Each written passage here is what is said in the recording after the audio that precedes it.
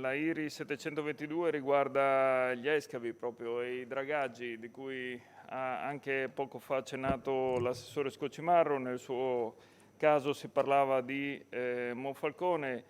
Io ho posto l'attenzione su quello che è il dragaggio del porto di Marano Lagunare e proprio perché, Assessore, eravamo io, lei e anche il capogruppo della Lega Bordin proprio a Marano Lagunare non più tardi di un paio di mesi fa.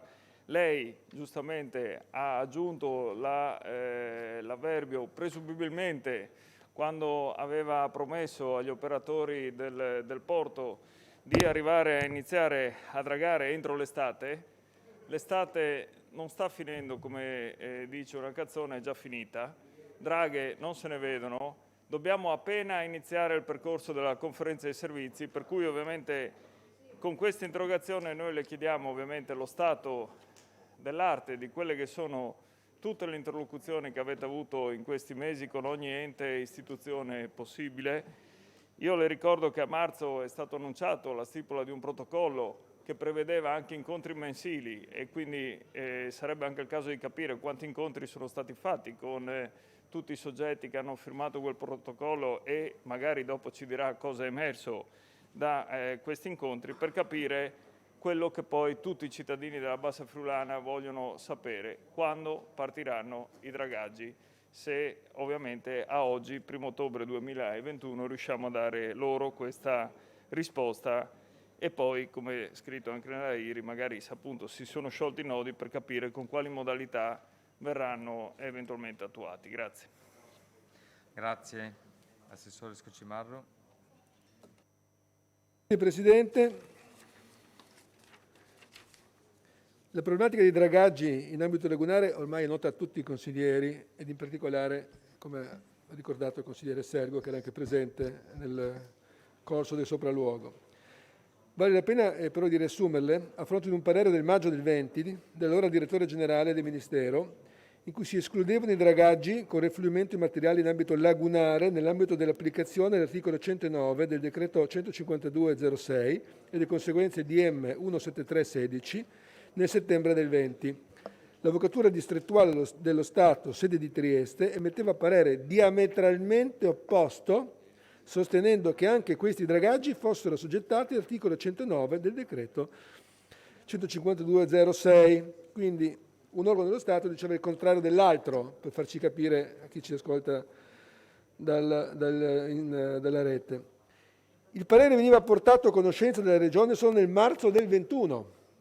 Dopo vari consulti anche con l'Avvocatura di Stato di Trieste, questa rimetteva la questione alla sede di Roma, mandava la palla in tribuna, per usare un termine calcistico, dato che il parere avrebbe avuto conseguenze per l'intero territorio nazionale.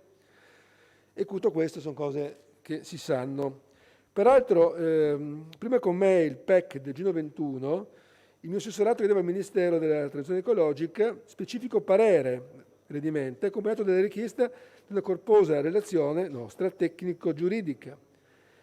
Malgrado i solleciti nelle vie brevi e formali, ultimo nell'agosto di quest'anno, nessuno dei due enti centrali riscontrava le nostre richieste.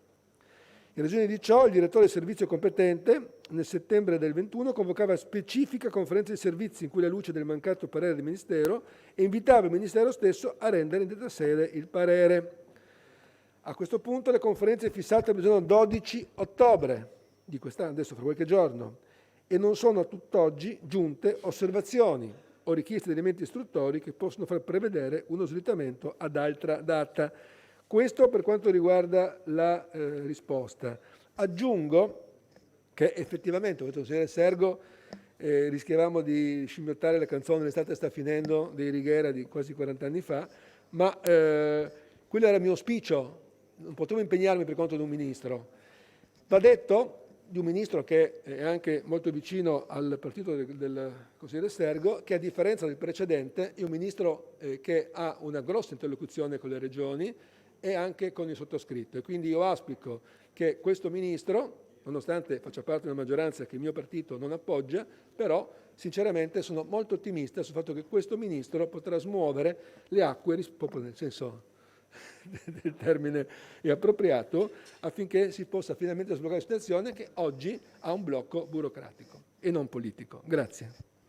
Grazie, Assessore. Consigliere Sergo. Sì, ringrazio l'assessore per aver ricordato che non c'è un blocco politico come non c'era prima, perché è evidente che se da 7 mesi è cambiato il governo e anche la maggioranza di governo, e dove siedono anche partiti che qui sono ovviamente in maggioranza e a Roma sono in maggioranza, mi sembra chiaro che abbiamo definito una volta per tutte che di politica qui non c'è niente. Però di politico c'è il fatto che, Assessore, ancora non si arriva a scavare e non si arriva a un punto. Allora, lei ha citato giustamente 2 pareri, io quei 2 pareri li ho letti, anch'io mi sono fatto una mia idea, io non sono un avvocato, sono un legislatore, leggo le carte e poi ovviamente traggo le mie conclusioni. Io le posso solo dire che se lei prende il piano di gestione della laguna di Marano e Grado, nella relazione di quel piano c'è scritto inequivocabilmente, e non a caso uso questo avverbio, che noi abbiamo canali lagunari e quindi l'interno della laguna e ambiti portuali. Lo dice anche una legge regionale che è la 22 del 1987. Abbiamo i porti che sono all'interno di quel territorio.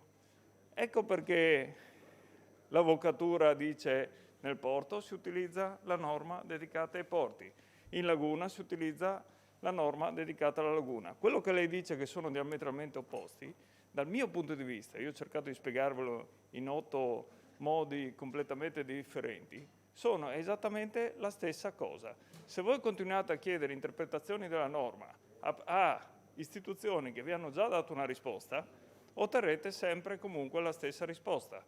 E sto nodo non lo scioglierete mai. A fronte di quelle risposte che avete già avuto, io le ho chiesto anche qui, se si ricorda, in commissione, quando era in collegamento, noi domani mattina, con le normative nazionali e regionali vigenti, possiamo iniziare a dragare? Lei mi ha detto sì, possiamo. Si ricorda? Però non lo state facendo. E io credo che su questo, prima o poi,